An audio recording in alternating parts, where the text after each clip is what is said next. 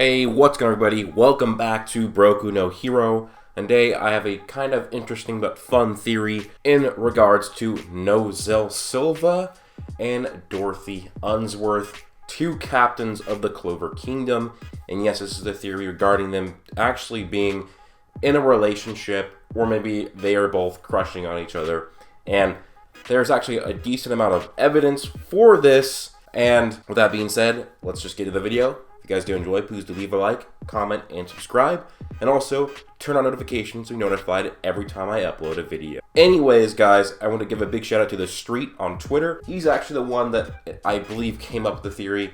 I asked him if I could do a video on it, and I would credit him. So go follow him on Twitter. It'll be linked down below. He posts a lot of stuff about Black Clover in regards to analysis, theories, and even power scaling. So you guys should definitely go follow him. And so I'm going to go through different points and pieces of evidence to show that it might be possible that maybe one of the two is crushing on each other, maybe they're both crushing on each other, or maybe they're actually in a full-blown relationship.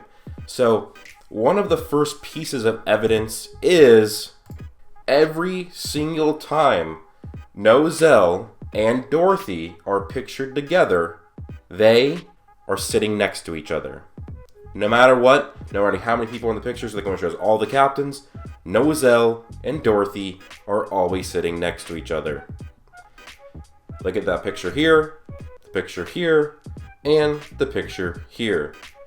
They are always standing next to each other. Even when it first shows the captains sitting next to each other at the table, they kind of split up and go for Gildray. But when they're standing up, it's still Noelle and Dorothy standing next to each other, despite all the captains having been dispersed. Now, again, that could just be coincidence, or not really much at all, but the fact that it's done multiple times over and over and over again kind of add a bit of credibility to this theory. That's not even really the main point. So, if you go to the chapter where Noelle goes into Dorothy's glamour world, this gets even more evidence for Noelle and Dorothy potentially being a couple.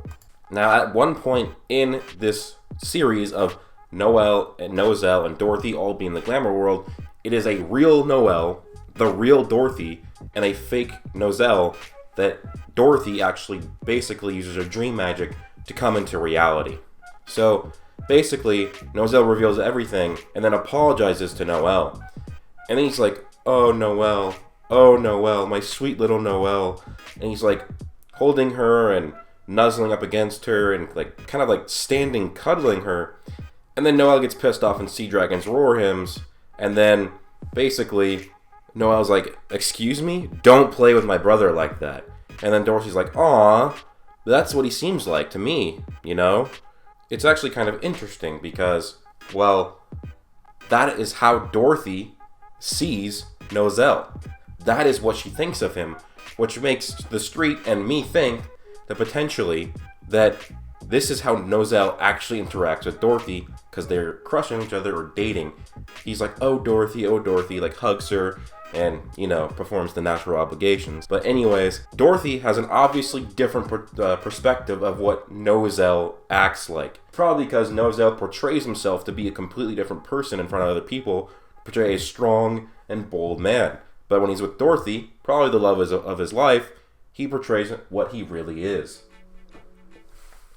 And it also makes sense when you add in the fact that Dorothy is a witch from the Witch's Forest, and witches know a lot about curses. And the fact that Noelle and Noelle, their mother, was cursed by Magicula, and Noelle knows about it and had to hide it from everybody else, well, he might have gone to the Witch's Forest on a mission to try and figure out more about the curse. Upon this mission, he discovers Dorothy and brings her back to the Clover Kingdom, and then they have a great relationship, they help each other out, and Dorothy becomes the captain of the Coral Peacocks. This would make sense, because this would be a foreigner becoming a captain of the squad. That'd be harder to do. Basically, Jack has done it, and Yami's done it as a foreigner. Well, Jack was a commoner, Yami's a foreigner. Dorothy is a foreigner as well, from a more of a standpoint where the Witch's Force and the Clover Kingdom doesn't really get along, as at least from what we've seen. They're probably somewhat neutral, but also kind of detractors. Anyways, Dorothy, since she knows about curses because she's a witch, Nozel might have ran into her on a mission to seek her out. Maybe they fell in love, and Nozel gained information on Magicula and his mother, and it came back and brought her back to the Clover Kingdom. Now, I know one of the detractors of this theory are already saying, well, we know that Nozel is not that fond of foreigners because he did not like Yami, because Yami was a foreigner on the Clover Kingdom and became a captain. But what we do need to keep in mind here is that people will overcompensate and for things they're supposed to hate and kind of hide it. We know this in a lot of different communities.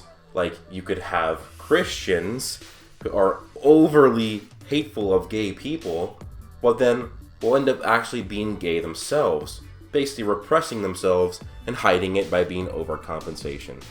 Nozel, being a royal, has to kind of display that hate for commoners, peasants, and foreigners.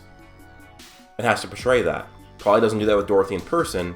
As we know, Nozel is a way softer and way nicer man than what was portrayed for most of the series, because he was kind of forced to be that way. We have to remember, he was overprotective of Noelle because it was the only thing left he had of his mother. He did not really hate Noelle. He just did not want her to get hurt and die because he did not want to lose the last part of what his mother was. Now again, it still wasn't the best or a great choice at all, but it wasn't through malice of why he treated Noelle that way. He treated her that way because he did not want her to die. He wanted to basically make her lose her confidence so she would never want to go into battle, and therefore Nozel would never lose Noelle. And then because of this, Nebra and Solid saw the way that Nozel treated her and decided to treat her the same way. So Nozel apologizes to Noelle, he fights alongside her, and we realize that he was the whole time trying to protect her by not telling them what truly happened. You know, Nebra and Solid seem to not be the greatest and brightest people.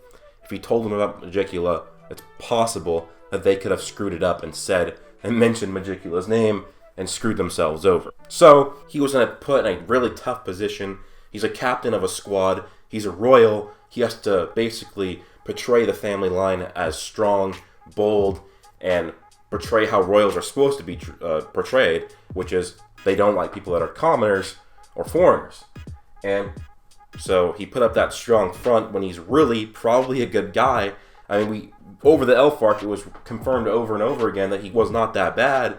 And then in Dorothy's glamour world, if he treats Dorothy like that, it would actually make perfect sense for him to be a lovable guy.